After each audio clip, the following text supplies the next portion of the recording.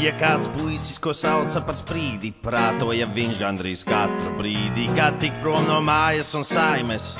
Uz Angliju ceļā pēc lielās laimes, vienalga kā citi to centās nopelt, pa lētu viņš devās sev laimi izcelt. Ceļā tam diezgan beidīgi klājās, jo lādētājs bija palicis mājās. Telefons miris un duša tam līdzi, bet pāragri arī to dēvēt par krīzi. Pirmo viņš sastapa vēja māti, tā puta tik traki, ka salakāti.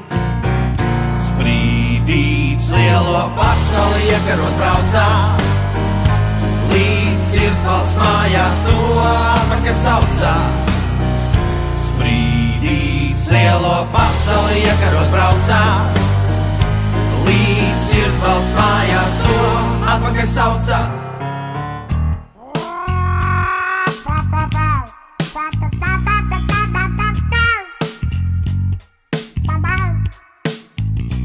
Tad viņš nonāca zemeņu vagā pie sīstuļa, kas tam nemaksā lāgās. Saprata, ka laimi tomēr neizraks, pat ja kāpās bez mitas kā traks.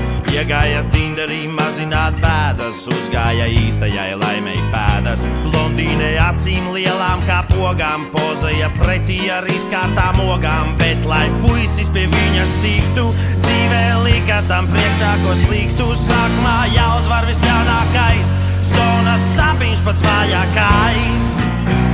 Sprīdīts lielo pasauli iekarot braucā, līdz sirdsbalss mājās to atpakaļ saucā.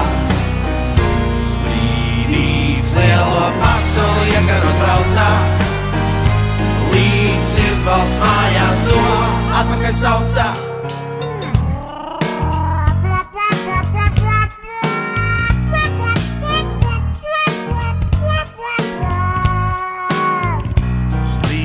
Pilnīgi skaidrs bija viens, tas bija viņa pēdējais piliens. Viņš rokā navigāciju tvēra, uz laimīgo zemi atpakaļ pēra.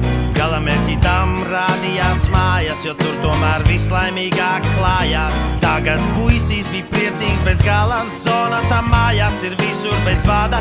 Ņēma un endomondo tas ķeksēja pasauli, ko tikko apkārt apskrēja. Atgriezās beidzot pie savas saimes, laikjoslā rakstot. Nav lielākas laimes, nav lielākas laimes, nav lielākas laimes, nav lielākas laimes.